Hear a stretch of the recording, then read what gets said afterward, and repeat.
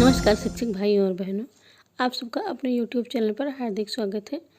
और आज हम फिर नई शिक्षण योजना के साथ उपस्थित हैं। ये स्काउट गाइड आंदोलन पाठ की शिक्षण योजना है और ये उसका दूसरा भाग है। चूँकि पाठ बड़ा था इसलिए मैंने इसको 2 भागों में बनाया है। तो इसका पहला भाग मैंने पहले की वीडियो में अपलोड किया है और दूसरा भाग अब अपलोड कर रही हूँ। इसको हमारी शिक्षिका बहन नीलांचली भारती जी ने कहा था बनाने के लिए, तो उनके कहने पर मैंने इसको बनाया है। साथ साथ आपसे कहना चाहेंगे, अगर आपको उपयोगी लगे तो इसको और भी शिक्षक भाई और बहनों तक को शेयर करें। साथ ही साथ ये चैनल पर नए हैं तो सब्सक्राइब करना ना भूलें, ताकि आपको नई वीडियो की जानकारी ही प्राप्त हो सके। इसके लिए आप बेल आइकन ज़रूर प्रेस करें। अब आइए आप लोग भी वीडियो को देखिए और शिक्षण योजना का उपयोग कीजिए।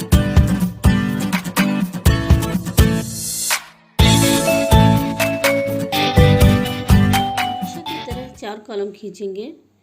पहला दिनांक, दूसरा कक्षा, तीसरा विषय और चौथा समय।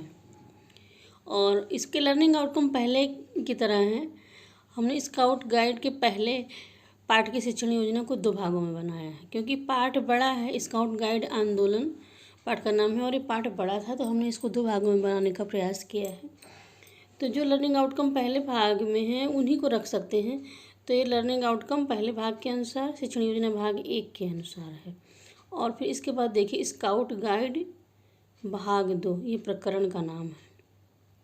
सीखने सिखाने की सामग्री में दीक्षा ऐप पर उपलब्ध सामग्री, स्काउटिंग के लिए समर्पित व्यक्ति जैसे Baden Powell, Annie Besant, Shri Ram Vajpayee, Pandit Madan Mohan Malaviya और डॉक्टर हृदय नाथ कुंजरू के चित्र, पाठ्य पुस्तक और चाक और डस्टर आदि। शिक्षण अधिगम प्रक्रिया और गतिविधि क्या है देखिए। तो इसके लिए शिक्षण के चरण हैं, 3 चरण माने जाते हैं। पहला शिक्षण का आरंभ, दूसरा शिक्षण का मध्य और तीसरा शिक्षण का अंत। इसे भी 4 कॉलम खींचेंगे।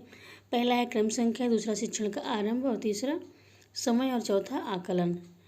तो इसमें देखिए शिक्षण का आरंभ है, शिक्षिका कक्षा में प्रवेश करती हैं और बच्चों के साथ बातचीत आरंभ करती हैं। अनुमान समय इसके लिए 5 मिनट रखा गया है। आकलन का तरीका प्रश्नोत्तर और सहभागिता, शिक्षिका बच्चों से प्रश्न पूछती हैं, बच्चे शिक्षिका से पूछ सकते हैं। इस प्रकार दोनों कक्षा में सहभागी रहते हैं। तो बच्चे पाठ का आधा भाग पहले पढ़ चुके हैं, इसलिए वो स्काउट गाइड के संबंध में सामान्य जानकारी प्राप्त कर चुके हैं। सिर्फ शिक्षिका बच्चों के साथ अच्छा माहौल उत्पन्न करने के लिए, स्वच्छंद अभिव्यक्ति के लिए प्रेरित करने के लिए उनसे बातचीत करती हैं और पूछती हैं एडन पावेल का पूरा नाम बताइए। बच्चे पूछे गए प्रश्नों का उत्तर देते हैं, क्योंकि इसके पहले उन्होंने पाठ को पढ़ा है, शेष भाग ही बचा है आज। तो और इसके उत्तर प्रदेश स्काउट गाइड का प्रादेशिक कार्यालय कहाँ है, इसका भी उत्तर दे लेते हैं। इस प्रकार उद्देश्य से कथन करते हुए शिक्षिका कहती हैं कि आज हम स्काउट गाइड आंदोलन पाठ का शेष भाग पढ़ेंगे। बच्चे ध्यान से सुनते हैं और दिए गए निर्देशों का पालन करते हैं। इसके बाद दूसरा चरण आरंभ होता है, जिसका नाम है शिक्षण के मध्य में। इसके लिए अनुमानित समय होता है 25 मिनट। बच्चे प्रश्नोत्तर एवं सहभागिता के साथ संलग्न रहते हैं।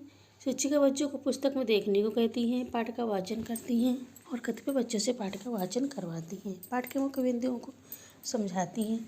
जैसे एडन पावेल तथा उनकी पत्नी दोनों का जन्म 22 फरवरी को हुआ था। इस प्रकार 22 फरवरी को चिंतन दिवस के रूप में मनाया जाता है।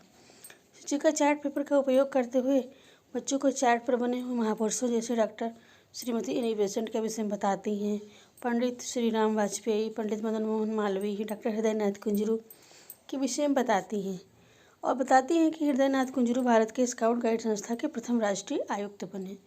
बच्चों को कक्षा में ध्यान बनाए रखने के लिए, उनकी एकाग्रता को बनाए रखने के लिए बीच बीच में उनसे प्रश्न पूछती रहती हैं और बच्चे पूछे गए प्रश्नों का उत्तर भी देते हैं। जैसे डॉक्टर एनी बेसेंट कौन थी, पंडित मदन मोहन मालवीय के विषय में क्या जानते हो। शिक्षिका स्काउट गाइड के आधारभूत सिद्धांतों के विषय में बताती हैं, उद्देश्य के विषय में बताती हैं और कहती हैं कि स्काउट गाइड आंदोलन का उद्देश्य नवयुवकों नवयुवतियों के विकास में इस प्रकार का योगदान करना था कि उनकी पूर्ण शारीरिक, बौद्धिक, सामाजिक, आध्यात्मिक और संवेगात्मक शक्तियों की उपलब्धि हो। इसके 3 सिद्धांत हैं, ईश्वर के प्रति कर्तव्य, दूसरों के प्रति कर्तव्य, स्वयं के प्रति कर्तव्य। इसके बाद गतिविधि का चरण आता है। शिक्षिका बच्चों को गतिविधि कराती हैं, उनको 4 के समूह में विभक्त करके और उनको इस स्काउट गाइड आंदोलन पर चर्चा करने को कहती हैं। और इसके बाद शिक्षण के अंत में तीसरा चरण होता है। शिक्षण के अंत में शिक्षिका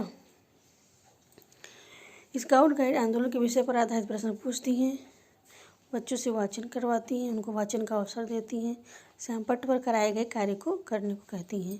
पूछे गए प्रश्नों का उत्तर बच्चे दे लेते हैं। इसके बाद गृह कार्य आता है। शिक्षिका बच्चों को गृह कार्य देती है और कहती है इस कार्य को घर से करके लाना है। पहला है स्काउट गाइड का स्वयं के प्रति क्या कर्तव्य है, और दूसरा प्रश्न होता है बेडेन पावेल का जीवन परिचय लिखिए। इसके बाद स्व आकलन का चरण आता है। शिक्षिका जब स्व आकलन करती हैं तो यह अनुभव करती है कि उन्होंने जो पाठ पढ़ाया है उसको बच्चों ने समझ लिया है, क्योंकि उस पाठ से पूछे गए प्रश्नों का उत्तर बच्चे बता पा रहे हैं। इसके बाद आगामी कार्य योजना आती है। शिक्षिका की आगामी कार्य योजना में शिक्षिका का नई शिक्षण योजना का निर्माण करना, दूसरा है बच्चों के द्वारा किए गए लिखित कार्य की जांच करना, तीसरा है आगामी शिक्षण प्रक्रिया में विभिन्न गतिविधियों का आयोजन करना, 2 और 4 के समूह में कराई जा सकने वाली गतिविधियों पर विचार करना। इस प्रकार यह शिक्षण योजना यहाँ समाप्त होती है। और आपको शिक्षण योजना कैसी लगी? अगर अच्छी लगी तो लाइक शेयर अवश्य करें। साथ ही साथ चैनल पर नए हैं तो सब्सक्राइब करना ना भूलें। नमस्कार। आप सबका वीडियो देखने के लिए बहुत बहुत धन्यवाद।